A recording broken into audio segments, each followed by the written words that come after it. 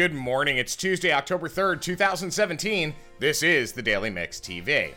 So it's a sad day for the world of music. Last night, the iconic Tom Petty passed away at the age of 66 after suffering from a heart attack.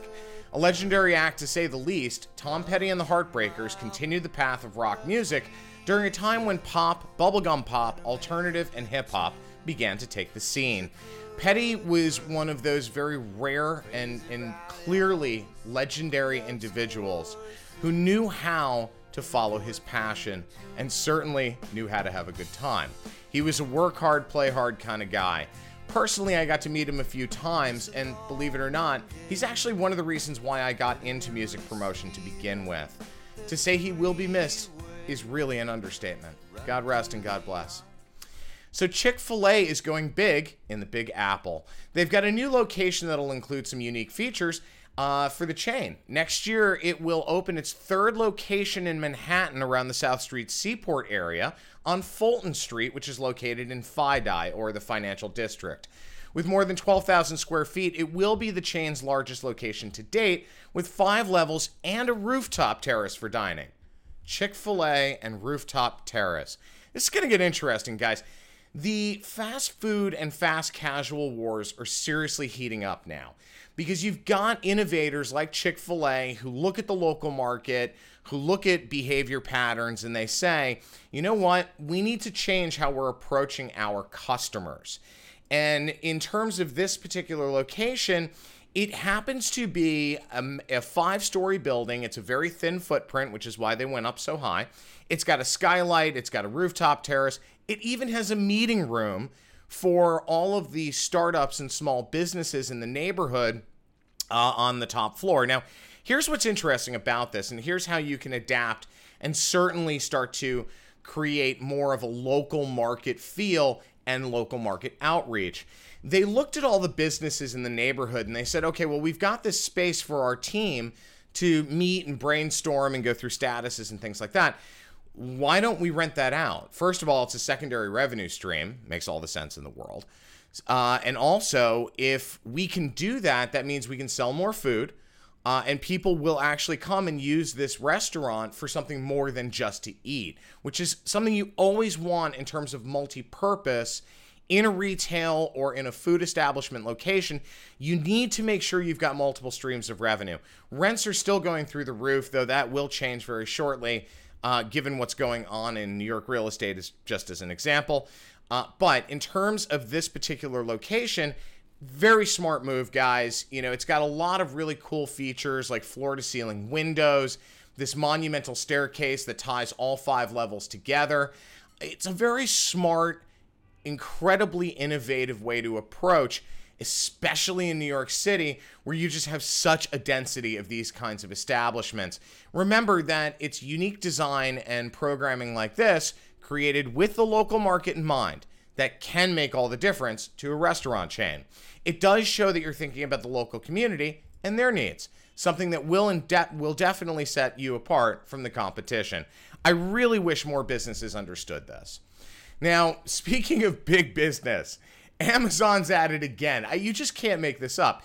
This time they're driving growth in their restaurant delivery program by adding some of the nation's best-known chains to its menu.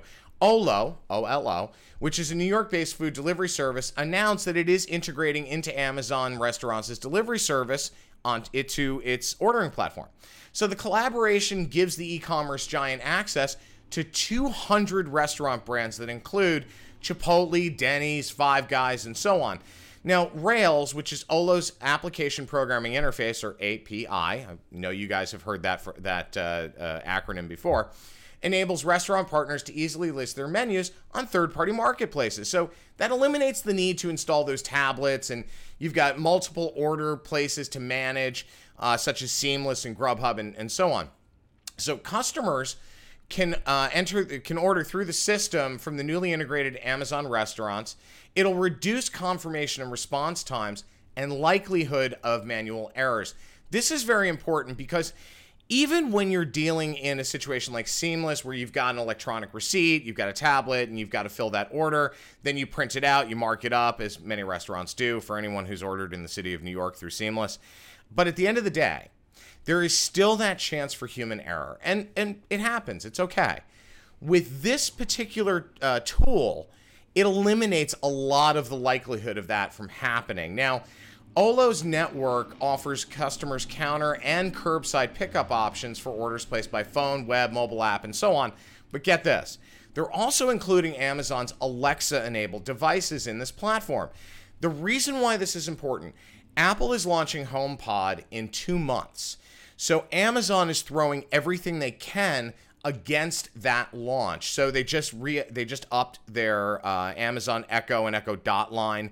They are expanding out their offering of Alexa-enabled devices. They're starting to integrate Alexa into other devices outside of just the phone and the speaker sets and all of those things.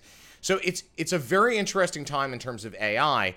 Now, Siri is embedded into everything Apple. So what ends up happening is you basically now only have Siri versus Alexa, because Microsoft has taken its foot off the gas with respect to Cortana. So the question becomes, is Amazon's Alexa enough to stave off the big dog known as Apple? Now, going back to the Amazon restaurant service and this whole deal, it basically gives Amazon a way to expand its physical presence. Now, with the recent acquisition of Whole Foods, the e-tail giant added more than 400 grocery stores to its physical retailing network. It also operates a growing chain of brick-and-mortar stores called Amazon, brick-and-mortar bookstores, Then you also have Amazon Fresh pickup stations, and there's that new concept that they have called Amazon Go, which is a convenience store that's operating in Seattle, and that's going to be rolled out nationwide in the next couple of years. Remember, that's the one where you bring your phone in with the Amazon Prime app open, and you don't really interact with too many people. You take stuff off a shelf, you scan it.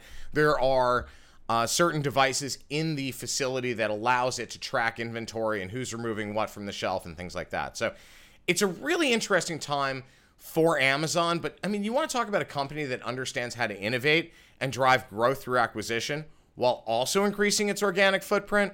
That's Amazon. Now, we all price shop. Speaking of discounts and online and all of those things, we all price shop. We all look for the best deal on products, except in one case, when we're running late and need to pick something up very quickly. So, say a bottle of soda at a convenience store.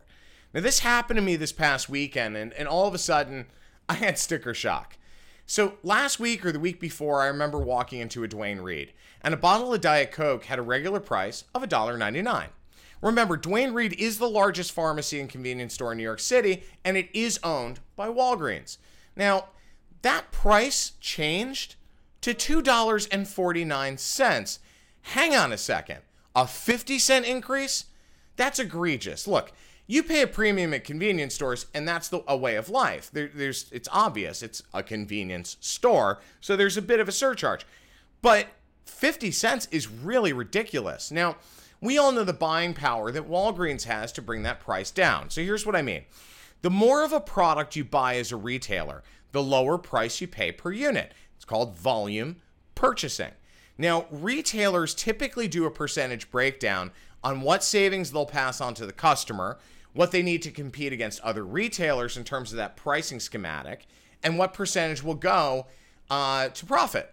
So how is it that Brooklyn Fare, which is a local New York City grocer, they have only a few locations, how do they have the same product at $1.99? Even CVS, which is usually a little higher, is selling it at $2.27. Now, because of this, right now, I am not at the corner of happy and healthy, which Walgreens claims to live at in their advertising. So this gives Walgreens the shake in my head of the day, guys. As a matter of fact, I think my time with Walgreens is done, other than on research. The fact is that they've raised their prices across a myriad of categories, and it makes no sense. Given the buying power they have and what's going on in the market, certainly what's going on with their competition, if I were them, I wouldn't be raising prices right now. And frankly, the incredibly poor service and product mix that makes their stores look like a block of Swiss cheese, it's just gotten out of control. So I'd rather spend my money with a retailer I know cares about its customers. Now, congratulations to my friends at GoLids. They launched at my friend Wayne Rosenbaum's Papaya King last Friday. So we've talked about GoLids before. Here's what's going on. It's all about convenience and it's all about format, right? So let's say you go through a drive-thru, and we've all been through this. you got a soda, you got a bag of food, but then the soda spills and you can't reach the food because it's all the way over on the passenger seat, those kinds of things. GoLids has a unique approach to this, and we're going to talk a little bit more about this later this week, but I got to tell you, when I was actually at Papaya King on Friday, I got to meet with the inventors and the owners of the company, and it was a really cool conversation. Yes, I did a testimonial video for them on site, which is available on GoLids' social accounts, but I'm so incredibly proud of these guys for this product because it answers a myriad of needs in the market. And again, we're going to get into this later this week, but just know that I fully expect to see a lot out of GoLids. Now, in closing, our thoughts and prayers are with all who've been affected by the mass shooting in Las Vegas. This kind of senseless violence needs to stop. Even more importantly, in the interim, we need to stop fighting amongst ourselves. Please remember that in the face of tragedy, this country has historically united to bring peace to the forefront. Let's get back to that spirit, guys. My name is Sean Patrick Hillman. I'm the CEO of Hill Story Marketing. I'm also the editor-in-chief of the Daily Mix TV. We would love to hear from you, so please email us at thedailymixtv@gmail.com. Have a great rest of your day, guys. We'll see you tomorrow on Hump Day.